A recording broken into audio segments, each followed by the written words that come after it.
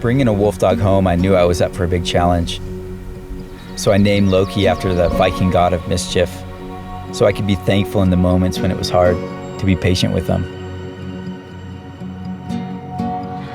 But as life goes on, it turns out he's the one being patient with me. What up?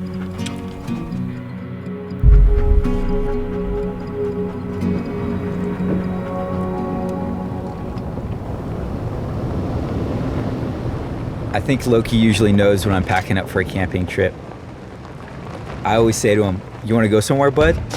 And he usually perks up, and it's almost like he's saying, "Oh, where are we going now?" It's hard to know whether he gets more excited or I do.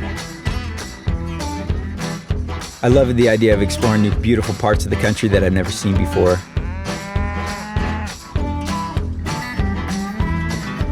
I take finding a camp spot really seriously, as if I'd stay there for 5 or 10 years and plant down roots.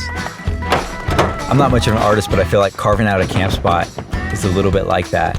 It's a way that you can express yourself, from the way you hang your pots to where you set your tent, to the way that you're gonna position yourself so that the sun's gonna come up. I love camping because it's the balance between adventure and comfort, making a home away from home or making a home in nature. When I go camping, there's a few things I always bring with me. Headlamp. I get made fun of a lot, but I always have this thing on me. Boombox. I love listening to music around the camp spot. Shovel. For those times you gotta leave things behind, you gotta make sure no one finds them. Camera. What's a trip without some photos to remember it? LED dog collar. Throw it on Loki at nighttime, he can wander around, and I can still find him in the dark. Hey Lokes, let's go.